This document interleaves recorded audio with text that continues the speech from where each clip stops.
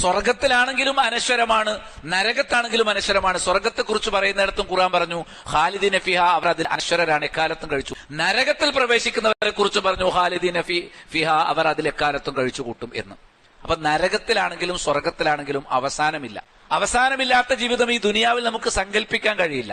ഇവിടെ ഇങ്ങനെ ജീവിതം ഇങ്ങനെ ഇൻഫിനിറ്റി ആയിട്ട് അവസാനിക്കാതെ ഇങ്ങനെ പോയിക്കൊണ്ടിരിക്കുകയാണെങ്കിൽ നമുക്കൊരു എത്തും പിടിയും കിട്ടൂല.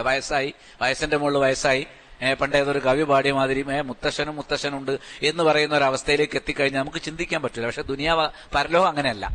പരലോകത്ത് വയസ്സായാൽ നമുക്ക് നിരാശയോ അല്ലെങ്കിൽ വാർദ്ധക്യമോ, അവിടെ യുവാക്കൾ മാത്രമേ ഉള്ളൂ, തലമുടി നരച്ചവരില്ല. 33 വയസ്സിൽ താഴെയുള്ളവരോ 33 വയസ്സിൽ മുകളിലുള്ളവരോ സ്വർഗത്തിലില്ല. അവിടെ എല്ലാ കാലത്തും 33 വയസ്സ് യൗവനം. മനസ്സിലായി? രക്തം തുടിക്കുന്ന യൗവനമാണ് സ്വർഗത്തിൽ ആണിനും പെണ്ണിനും. പൂർണ്ണമായ സന്തോഷം. അവിടെ നമുക്ക് മാലിന്യങ്ങൾ പോലും, മൂക്ക് പിഴിയലോ തുപ്പലോ പോലുമില്ല, ഒരു കേല ഒലിപ്പിക്കുകയില്ല, മലമൂത്ര വിസർജനമില്ല, അവിടെ പല്ല് തേക്കേണ്ട ആവശ്യമില്ല, അവിടെ വസ്ത്രം ചുളിയുകയില്ല, അവിടെ ഒരിക്കലും മാലിന്യങ്ങൾ വരാതെ പൂർണ്ണമായി ഫ്രഷായി നിൽക്കുന്ന സവിശേഷമായ സൗന്ദര്യവും ആനന്ദവും, ഓരോ സെക്കൻഡിലും നമ്മുടെ ആനന്ദവും ആസ്വാദനവും വർദ്ധിച്ചുകൊണ്ടിരിക്കുകയെന്നല്ലാതെ അവിടെ ഭയമില്ല, ദുഃഖമില്ല. നേരത്തെ ഞാൻ കേൾപ്പിച്ചു, അവർ ഭയപ്പെടുന്നില്ല, അവർ ദുഃഖിക്കുന്നില്ല.